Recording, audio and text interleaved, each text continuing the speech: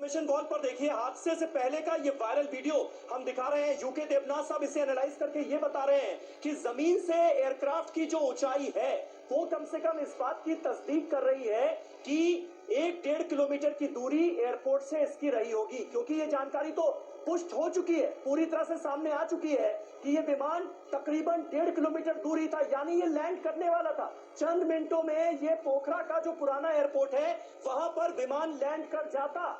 ये बात साफ तौर पर सामने आ चुकी है। और अब ये जो वायरल वीडियो सामने आया है, जिसकी पुष्टि हम नहीं कर रहे, कोई नहीं कर सकता इस वक्त, क्योंकि ये शुरुआती जानकारियां हैं जो हम आप तक पहुंचा रहे हैं। लेकिन इस वायरल वीडियो में अगर आप ऊंचाई का अंदाजा लगाएंगे इस एयरक्राफ्ट की, तो ये क्लियर हो रहा है कि 1-1.5 किलोमीटर की दूरी रही होगी पोखरा के एयरपोर्ट से। और दूसरी तरफ हादसे का वो वीडियो हम अपने दर्शकों को दिखा रहे हैं, जिसमें क्रैश होने के बाद जबरदस्त आग लगी हुई इस प्लेन में नजर आ रही है। टीवी 9 पर क्रैश हुए प्लेन की जो जानकारियां सामने आई हैं, उसमें सबसे अहम ये कि कौन कौन से यात्री इस प्लेन में सवार थे। देखिए, शुरुआती तौर पर यह भी खबर सामने आई कि कुछ भारतीय भी इसमें सवार हो सकते हैं। हालांकि अभी तक कॉन्फर्मेशन नहीं दी गई है। नेपाल के गृह मंत्रालय ने भी सिर्फ ये कहा है कि प्लेन क्रैश हुआ है, मौके पर राहत और बचाव का काम इस वक्त चल रहा है, इससे आगे कुछ नहीं।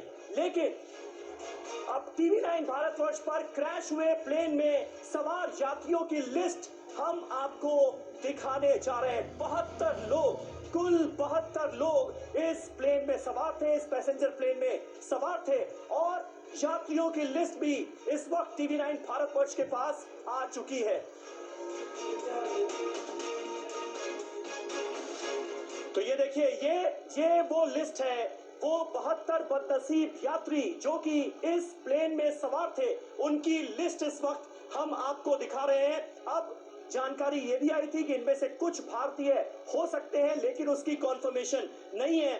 लेकिन ये आप तस्वीर देख सकते हैं, वो लिस्ट इस वक्त, पैसेंजर लिस्ट जो इस प्लेन में यात्री सवार थे, उनकी पूरी डिटेल इस वक्त हमारे सामने है। यूके देवनाथ साहब, कुछ अगर आप डिस्क्राइब कर पाए। देखिए समीर, इसको बोलते हैं पैसेंजर मैनिफेस्ट। जब भी एयरक्राफ्ट टेक ऑफ करता है तो पैसेंजर्स की लिस्ट बनाई जाती है, उनके डिटेल्स टेकिंग ऑफ एयरक्राफ्ट से और गंतव्य एयरफील्ड पर भेजी जाती है। अगर आप इसमें देखें, कुछ नाम जो हैं कन्वर, किशवाया, पांडे, परियार, कुछ लोगों के सरनेम लिखे हुए हैं, ऐसा लगता है। हाँ। तो इन सरनेम से तो मुझे ये लगता है कि यह भारतीय ही हैं, कुछ विदेशी भी हैं। बहुत दुख की बात है। मैं आशा करता हूँ कि ये देखिए सर, यूके देवनाथ साहब, ये भगवती, अभिषेक, मायरॉन, यूरी, विक्टर, ओम, जैनेट, सैंड्रा, सुषमा, हरी, कृष, लक्ष्मी, रीता, अरुण, ये सारे नाम यहाँ पर क्लियर हो रहे हैं। जी हाँ, शुरुआती जानकारी में जैसे कहा गया था कि सिर्फ 6 पैसेंजर हैं, लेकिन समीर मुझे अब लगता है कि